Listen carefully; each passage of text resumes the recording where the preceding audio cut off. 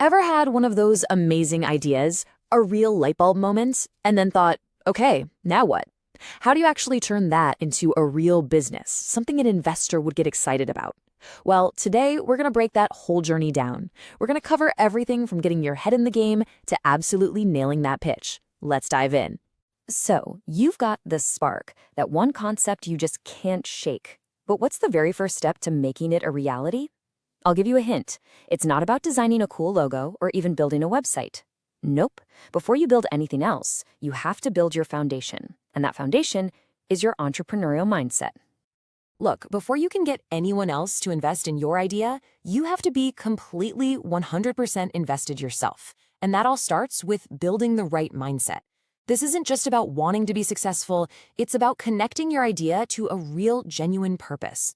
Now pay close attention to this, because it's the key to everything. The focus here is on problems. The most successful companies, the ones that truly last, they aren't just born from someone wanting to make something cool. They're born from a deep, burning desire to fix something that's wrong with the world.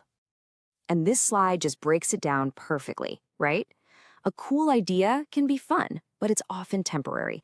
A solution to a real, everyday problem, that has serious staying power. It connects with people because it actually solves a pain point in their lives. And that, my friends, is where you find not just a business, but a mission. So what does it really take to see that problem all the way through to a solution? Well, it really boils down to these three things. You've got to have resilience because, trust me, you are going to get knocked down.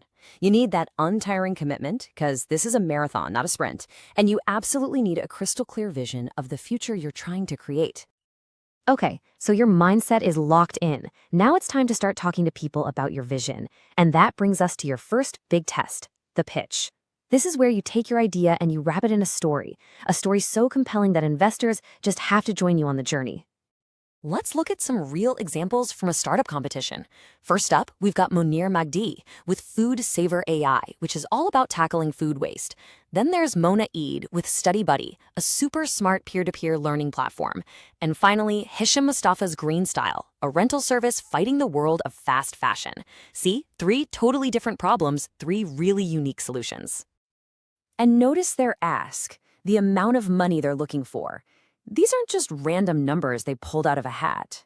Each number is a strategic request tied to a specific plan for growth, like building out their app or expanding into new cities. A clear ask like this shows investors you've actually thought through what comes next. But at the end of the day, a great pitch is about more than just the numbers and facts. It has to challenge the way things are done. It needs to show investors a totally new way of looking at the world. It's all about proving you have that innovative spark to make your vision a reality. Thinking outside the box gets you in the door, for sure, but it's professional communication that keeps you in the room. So let's build out your communication toolkit. Think of this next part as the grammar of credibility, all the little details that make a huge difference in how seriously people take you. And our first tool might actually surprise you. It's the past perfect tense. Now hang on, stick with me. I promise this isn't some boring grammar lesson. For an entrepreneur, this is a secret weapon. It's how you build credibility by showing what you've already accomplished. Just look at this timeline here. By the time investors came along and offered funding, the entrepreneur Omar Khalil had already built strong partnerships. You see that? The past perfect shows that the groundwork was already done. It screams to investors, hey, I was making moves long before you even showed up. It's a total power move. And this whole idea of credibility, it goes way beyond your spoken pitch. How you write is just as critical. A lot of the time, that first email you send to an investor is your first impression. It has to be perfect. Professionalism here is absolutely non-negotiable. Here's a super simple 4-step formula for a killer professional email.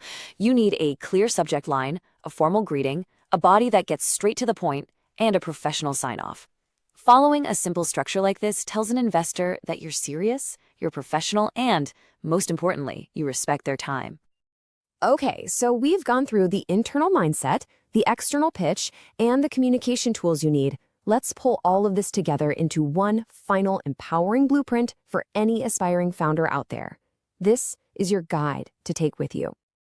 When you boil it all down, success is really built on these core qualities: a deep commitment to your vision, the perseverance to just keep going, the ambition to dream really, really big, and the self-discipline to execute. But right at the heart of it all is that relentless focus on solving a real problem for real people. We've walked through the entire journey, from that first spark of an idea to being ready to talk to investors. We've looked at the mindset, the pitch, the tools, everything. So now, the only question left is the one you see right here. It's your turn. What problem are you going to solve? Go build it.